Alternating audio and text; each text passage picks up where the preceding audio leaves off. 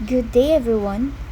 We are the group 2 and we will discuss the inventory management. So before we start, let me introduce the reporters.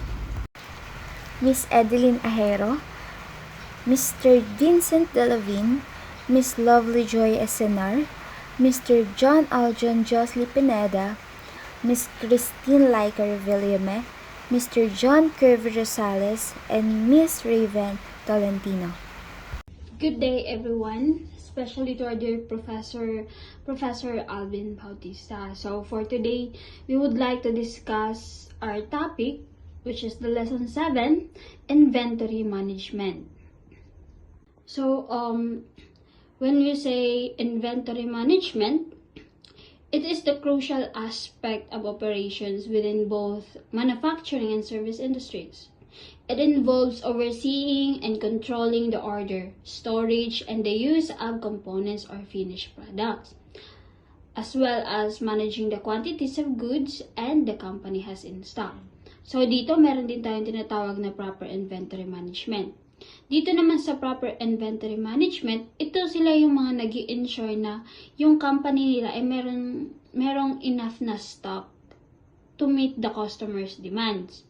So, dito rin, sila yung nagmi-minimize ng mga excess inventory na nakakapag-tie up ng capital and increase holding cost.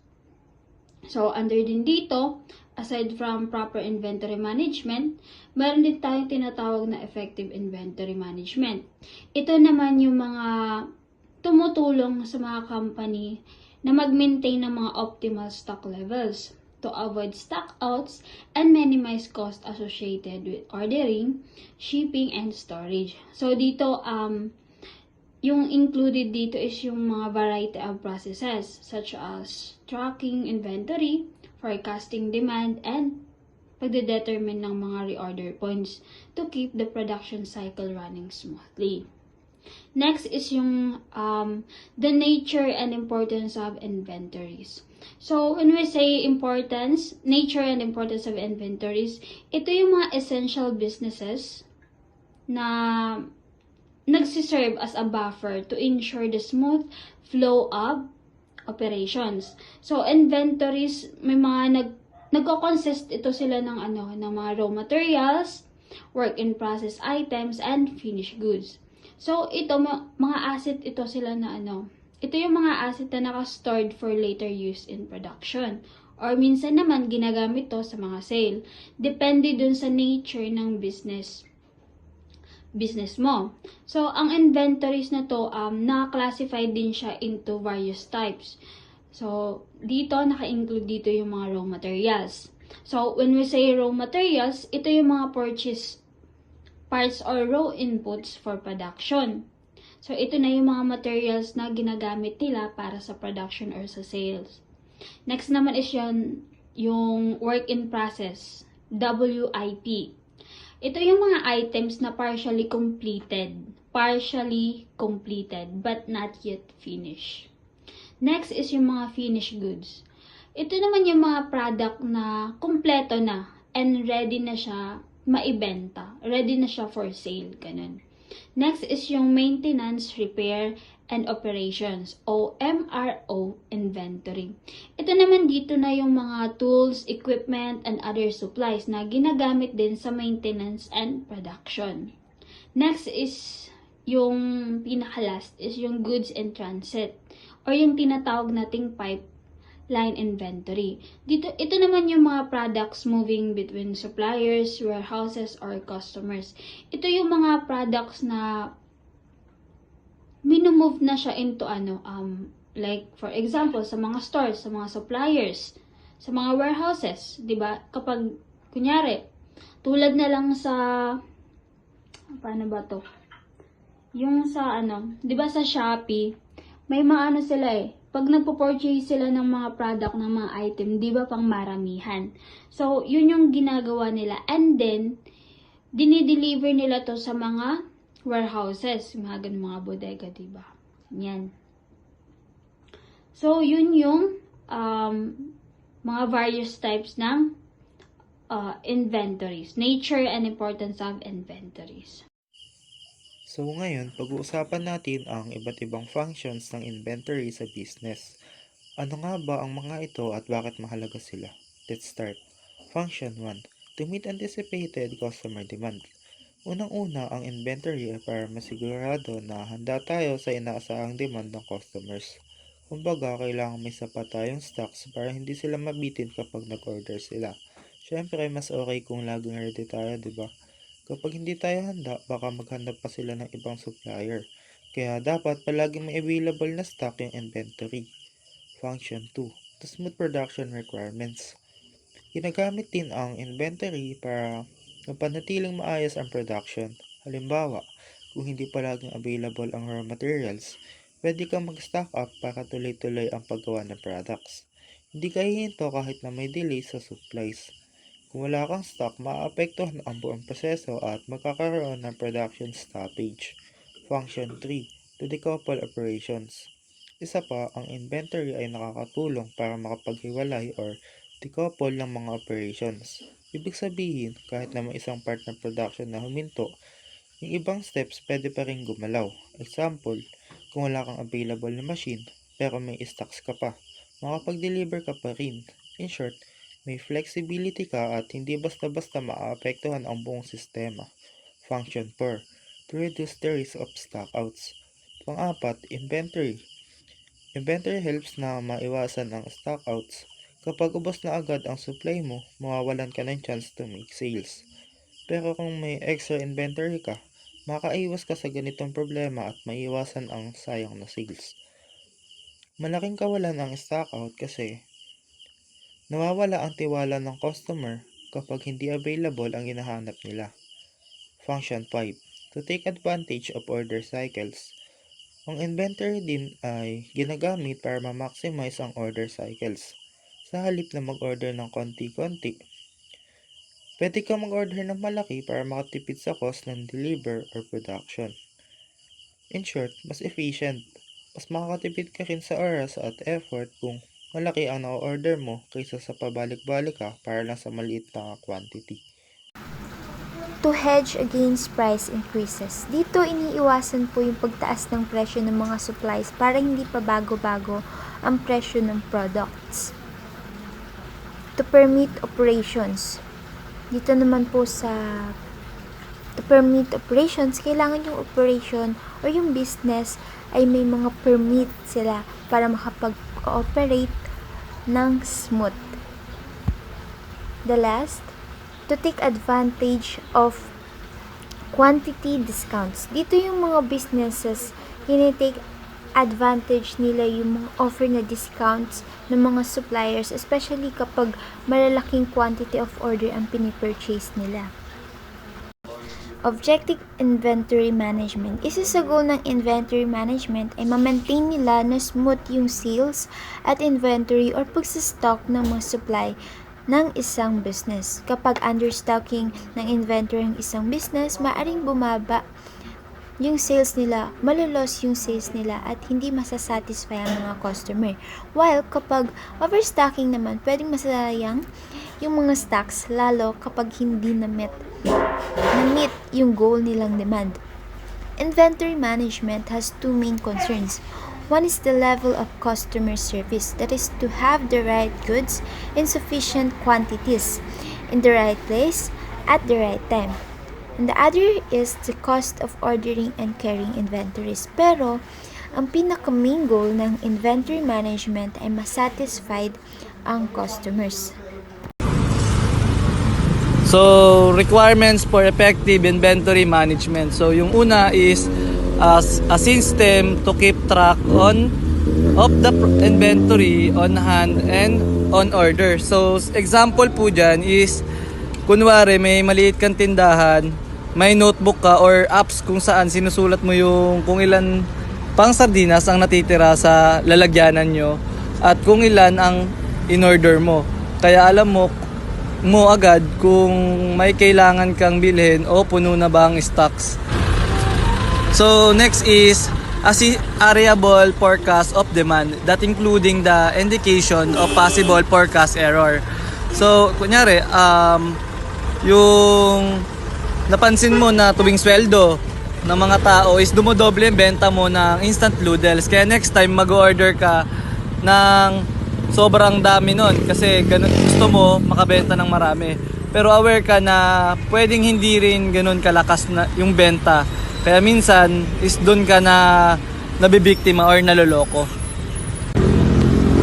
So yung number 3, knowledge of lead time and lead time variability. So kunyari, kapag umorder ka ng gatas sa supplier, alam mo na aabot yan ng 3 days, pero minsan natatagalan ng hanggang 5 days. Kaya nagsisigurado kang may sapat na gatas sa stock mo habang hinihintay yung next to deliver. So yung number 4, reasonable estimate of inventory, holding cost, ordering cost, and shortage cost. So yung example dyan is kapag masyado kang maraming stock, may dagdag gastos yan. Katulad ng storage, kuryente, o baka yung iba masira pa. Kapag kulang ka naman sa stock, nawawalan ka ng customer. Kaya dapat balanse, mag-order para hindi malugi mas sobra-sobra naman ang order mo. So yung last is a classification system for inventory item. So kunyari, iniisip mo pa lang kung alin sa mga importanteng item sa tindahan mo. Halimbawa, bigas at mantika ang madalas na binibili. Kaya ito yung mga inuuna mong bilhin kasi ito yung mas hinahanap. Yung mga rare bilhin tulad ng imported candy, pwedeng konting bawas ka doon kasi hindi naman siya yung totaling hinahanap. Inventory ordering policies. Yung inventory policy, ito yung nag-set ng rule to determine how much stock to order or how much stock to produce. Importante to kasi natutulungan nito yung business na ma-reduce yung supply and demand fluctuations to ensure na ma-meet nila yung demand without surplus cost. Sa inventory, may tinatawag na cycle stock at safety stock. Yung cycle stock, dito ang intended na business ay ma-meet nila yung demand during a given period. While yung safety stock naman, ito naman yung iniiwasan nila na maranasan nila yung out of stock due to demand. How much to order? Economic order quantity models. The question how much to order means magkano ang magiging expense ng business by purchasing products for inventory. And usually, para ma-determine ito, ang ginagamit ay EOQ models or economic order quantity models para ma-maximize yung quantity of order.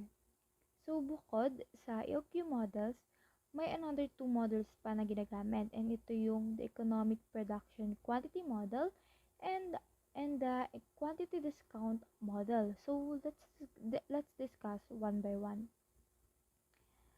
The basic economic order quantity model, or also known as EOQ model, is ito yung pinakasimple sa tatlong models. And EOQ model helps the business to decide how much inventory to order at once para ma-maximize nila yung perang gagastusin nila sa pag-order or pag-purchase. By calculating EOQ, companies can avoid overstocking or running out of products. So yung calculations or formula ng EOQ is nandyan sa gilid ng PowerPoint. So, the basic model involves a number of assumptions. So, we have 6 assumptions. So, let's discuss one by one. The first one is only one product is involved.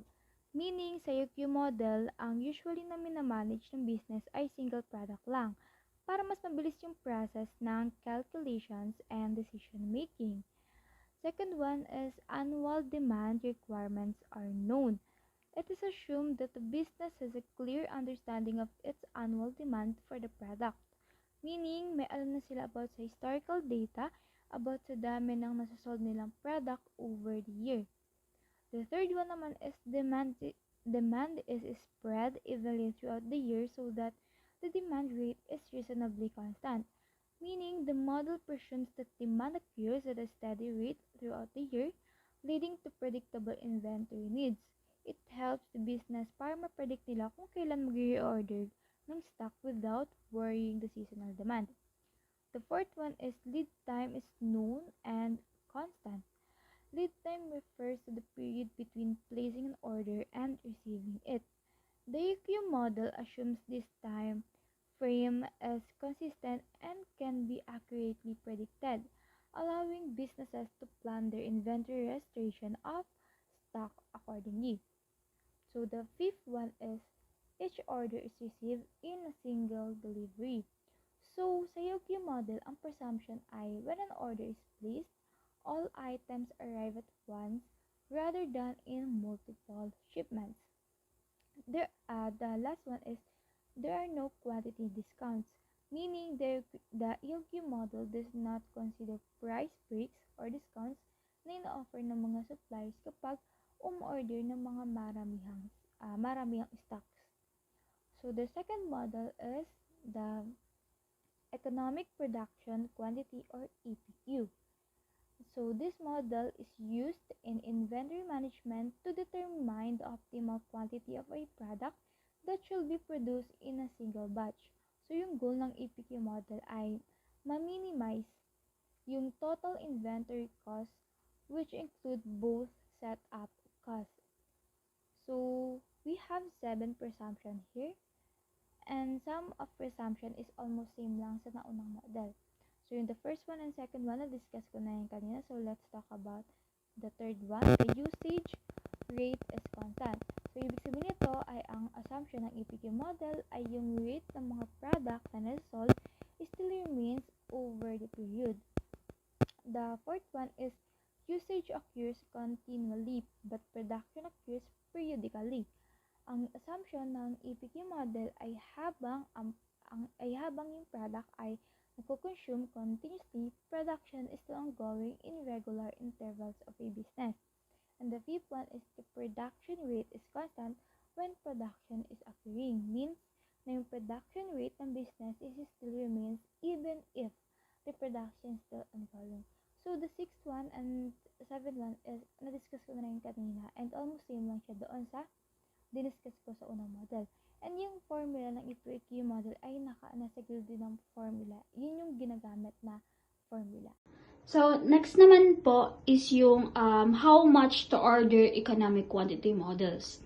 So, tulad nga po ng nasabi po ni Ms. Tolentino Raven, ito po yung pag sinabi po nating how much to order economic quantity models, ito po yung challenge in inventory management. So, ito po yung mga nagde-determine kung magkano po ba yung mga na-order to minimize the cost na naka-associate doon mismo sa holding and ordering stock.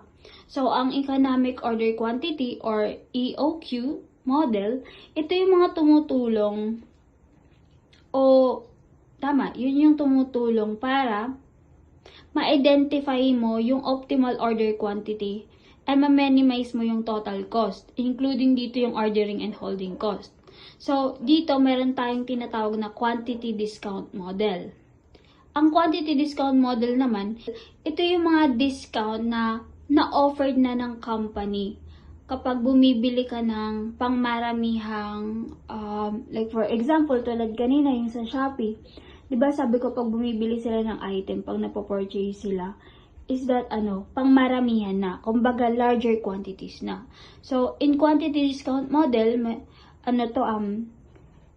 ito yung mga firm na need to evaluate whether yung cost nila is effective to purchase in bulk by considering factors like yung mga storage space. Kasi 'di ba, minsan nakadepende rin kung gaano kalaki yung storage mo na paglalagyan ng mga product mo, kung gaano karami yung mapopurchase mo. Ganun. And ito rin yung mga potential obsolescences and yung mga ability na nagta-tie up ng extra capital sa isang inventory. Kasi 'di ba, the more na mas marami kang nakukuha na po-purchase ganyan, para mas nadadagdagan yung inventory mo, nadadagdagan yung capital na meron ka. So, ayun lang para sa topic ko. Thank you. How much to order? Fixed order interval model. This model is used when orders must be placed at fixed time intervals, weekly, twice a month, monthly. The timing is already set. Timing of order. So for example, tayo bilang isang customer, 'di ba kapag o-order tayo, syempre aalamin muna natin kung ano ba yung mga kailangan natin. For example, sa grocery, 'di ba hindi naman tayo araw-araw nag-grocery. Weekly yan. Para may stock, para meron pa tayong makakain. So, ganun din sa fixed order interval. Inaalam ng customer kung ano ba yung needs niya for the whole week or for the whole month bago siya mag-order. Reasons for using the fixed order interval model. In some cases, a supplier's policy might encourage order at fixed interval.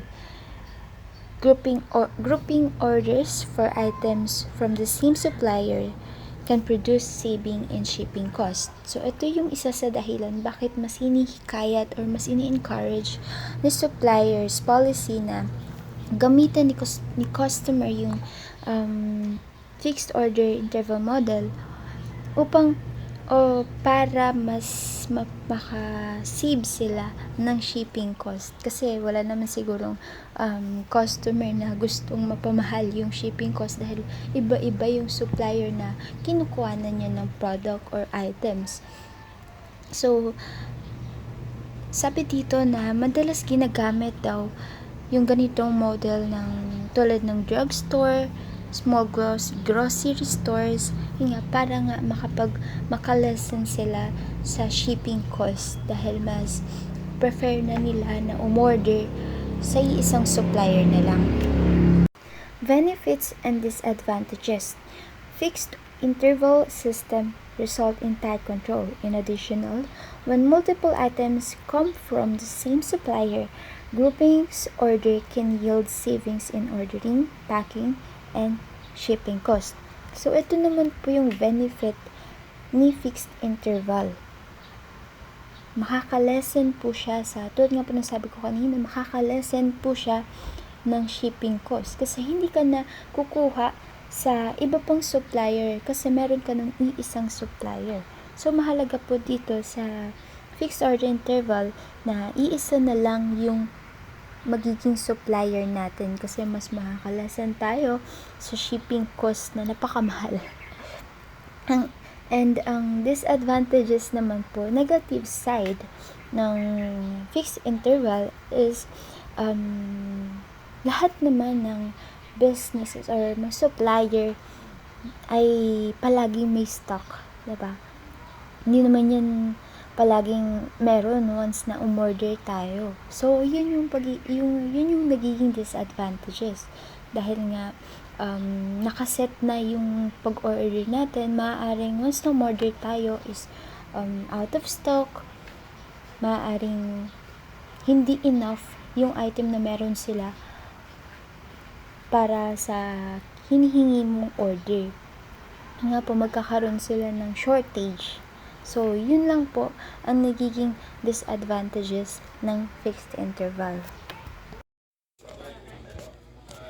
The single period model. The single period model, also known as the newsboy problem, is used to manage items that spoil or have short life like fresh food, flowers, or newspapers. The main goal is to order just enough stock to meet demand without having too much left over or running out. It's about finding the right balance. Ordering too little means missed sales, while ordering too much can lead to waste or losses. We have 4 operations management strategies. First, record keeping. Keep inventory records accurate and updated to make better decisions about how much stock to keep. Second, reducing variations. Control changes in delivery times and demand predictions to avoid having too much or too little stock. Third, lean operation.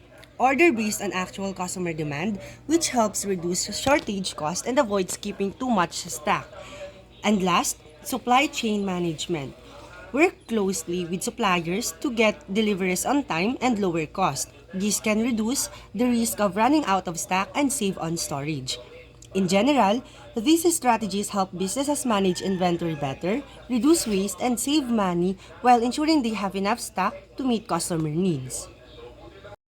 That's all for today. Thank you for listening and have a nice day ahead. God bless.